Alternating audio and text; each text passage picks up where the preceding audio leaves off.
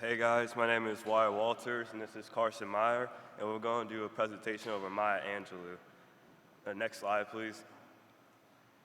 She was born as Marguerite Annie Johnson in St. Louis, Missouri on April 4th, 1928, and died on May 28, 2014. She was an American poet, memoirist, and civil rights activist.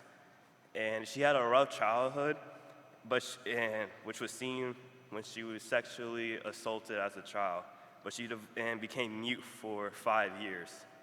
But during this time, she developed her love of books, literature, and ability to observe others. She published 7 autobiographies, 3 books of essays, several books of poetry, and is credited with a list of plays, movies, and television shows spanning over 50 years.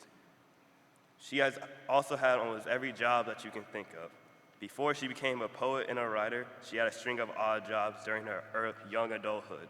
These included fry cook worker, nightclub performer, Southern Christian Leadership Conference coordinator, along with other things. She became a movie producer, had a supporting role in the television show Roots, and also collaborated with R&B artists on an album in 1996.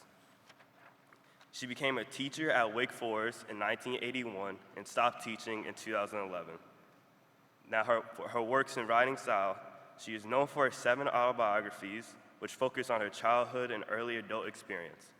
Her first book, I Know Why the Caged Bird Sings, which was published in 1969, tells of her life up to the age of 17 and brought her international recognition and acclaim. Her first book was also her most famous one.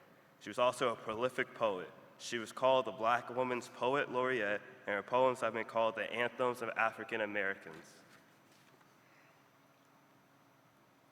Her books and poems center on themes including racism, identity, family, and travel. Angelou's style has many similarities in her poetry and her prose. In both, she uses a direct, conversational voice, inviting readers to share her stories and her secrets. She defends African American culture and fights negative stereotypes. Her work, similar to the writings of Frederick Douglass, stating that both fulfilled the same purpose, to describe the Black culture and to interpret it for the wider white audiences. Next slide, please.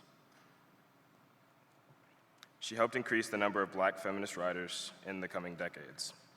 She was one of the first African American women who were able to publicly discuss their personal lives. She allowed for white people to hear what the inside of a Black woman sounds like and let other Black people know that it's okay to show that side of themselves to the world. Also, she is an inspiration for women in general, no matter what color of their skin. She lived a full life and helped the African American community before she left. And now Marcel Reed, Kevin D.A., Zane Thompson, Mr. Cook, and Miss Hackney will recite an abridged version of Maya Angelou's Still I Rise poem. You may write me down in history with your bitter, twisted lies. You may trod me in the very dirt, but still like dust I'll rise. Does my haughtiness offend you? Don't you take it awful hard, 'cause I laugh like I've got gold mines digging in my own backyard. You may shoot me with your words, you may cut me with your eyes, you may kill me with your hatefulness, but still like air I'll rise. Out of the huts of history's shame, I rise. Up from the past that's rooted in pain, I rise. I'm a black ocean, leaping and wide. Welling and swelling, I bear the tide. Leaving behind the nights of terror and fear, I rise. Into a daybreak that's wondrously clear, I rise. Bringing the gifts that my ancestors gave, I am the dream and the hope of the slave. I rise. I rise.